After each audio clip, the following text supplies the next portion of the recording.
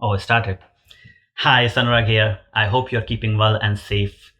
So, I've decided for all of you who do not or cannot use podcasts, I'll be doing a video version for all my episodes.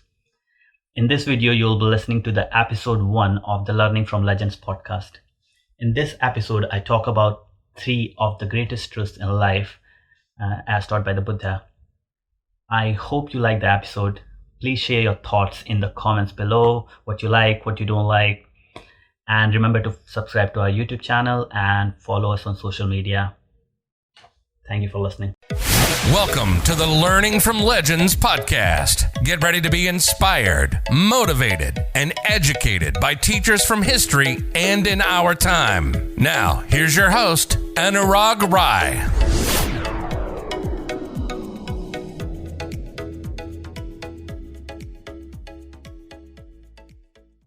About 3,000 years ago, there lived a prince who was predicted to be a spiritual leader at time of his birth. Since his father wanted the prince to run his kingdom after him, he took all necessary steps to keep the prince away from the pain and suffering present in the world. Prince was not allowed to read any religious books and was not allowed to go out of the palace. However, one day when he was a grown man, he sneaked out of the palace to see the world. What he saw shocked him and moved him. He saw people in his kingdom getting old, having diseases, and dying at some point. Prince was kept so unaware of these basic truths about life that the revelation shook him. He thought to himself that life could not be all this suffering. There must be something greater to it. So one night he left the palace to find his answers without his father's consent. He roamed around on streets from one place to another, but his suffering only increased. He was still not content. Finally, as the legend has it, he sat down under a banyan tree and decided not to get up until he found his answers. This prince later became who we know as the Buddha. The word Buddha means the awakened one. There is one clear learning from Buddha's life story. That is, one cannot be happy if they have it all, and one can also not be happy by just giving it up all. In fact, our happiness does not depend on what we have or don't have. It depends on the knowing that whatever we have is enough. This does not mean you should stop trying to grow or give up the desire to own that Ferrari. This only means that owning that Ferrari will not bring you happiness. It will only bring you a short-term pleasure, which you get while experiencing anything beautiful. So start from a place of happiness and let your inner child have some fun too.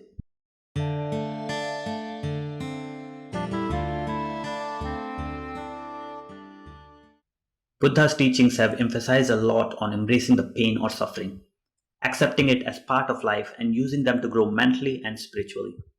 One of my favorite quotes from his teaching is that pain is certain, suffering is optional. Anything you do in life is bound to bring you pain at some level, be it that gym class or working long hours to create something you are passionate about. Therefore, one must not try to avoid the pain. Instead, make a conscious decision to not suffer from that pain. Allow me to explain this with an example. You have lost a loved one. You cannot stop feeling the pain when you hear the news, but what happens after that is your choice. You can either continue to suffer by thinking and rethinking about it, or you choose to live in the moment and understand that some things are not in our control. We should focus on making the best of what is in our control. Once a lady came to Buddha in grief and said that she had lost her son. Buddha said to her that bring me a handful of mustard seeds and I'll bring your son to life. But the seeds must come from a house where no one has ever died. Needless to say, the lady could not find such house. The moral is that suffering is inevitable. In the modern world of social media, we form this delusion that it's only us who is suffering by looking at other people's posts. But when was the last time you put a post on social media about your failure, or about your argument, or about your family problems? No one does that. Another important concept to grasp is that we cannot lose anything as nothing is ours. We came in this world empty-handed and will leave empty-handed. So be grateful for all you have created or manifested from those empty hands and do not fear losing it as it was never yours. Buddha says, you cannot lose something you do not own.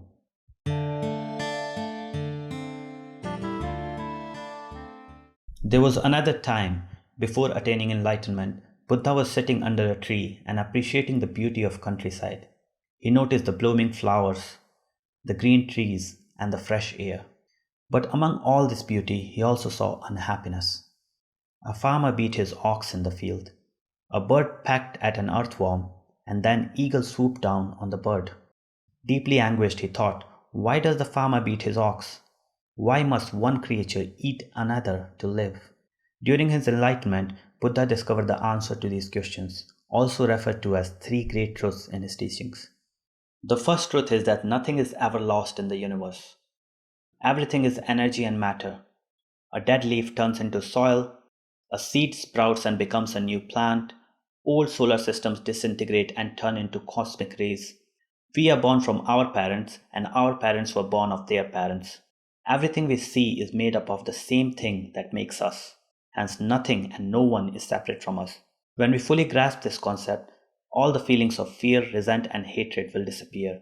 What will remain be only compassion and empathy. The second truth is that everything is continuously changing. Nothing ever stays the same forever. Life is like a river flowing on and on, ever changing. Sometimes the flow is slow and other times it's swift. It may be smooth and gentle in some places before snakes and rocks crop out of nowhere. The unexpected always happens. So do not get too much consumed by what is happening. Focus more on your response to what is happening. Embrace the change and grow with it. The third truth is that changes happens in our universe due to the law of cause and effect. This is what we know as karma. One can also understand this in terms of science. Every action will have an equal and opposite reaction. It implies that everything that happens in our life, directly or indirectly, is the result of our own actions or inactions. Our thoughts and actions create the reality we live in. Karma does not need to be understood as some scary woo-woo phenomenon that punishes us for our wrongdoings. Instead, understand that every moment we create new karma by what we say, do, and think. Once we understand this, we get the power to create our own future. Some people have trouble understanding this law, so let me dig a bit deeper. First, good karma does not only mean doing good to others. It also means doing good to you. For example, if you're not forgiving someone, you're not doing anything bad to the person you're not forgiving. That person may be walking freely, unaffected. You're doing bad to your own mental health. Second, people often think that I always did good to that person, then why did that person do this to me? Karma is like posting letters to yourself. It has nothing to do with the other person. You receive your letters, they receive theirs. In other words, your karma is your karma and their karma is theirs. However, do not judge any other person's karma either, because when doing so, you are initiating a negative talk in your head and hence posting bad letters to yourself. Everyone receives the results of their positive actions, sooner or later, in one form or another. Finally, I'll end this episode with another profound teachings from the Buddha himself. Happiness is a choice, not a result. Any happiness which is dependent on something outside is only temporary and will fade away as soon as the thing disappears. True happiness will not come to you. It needs to come from you. Thank you for listening to the Learning from Legends podcast. Visit superhumaninu.com for more resources on how to become your limitless self.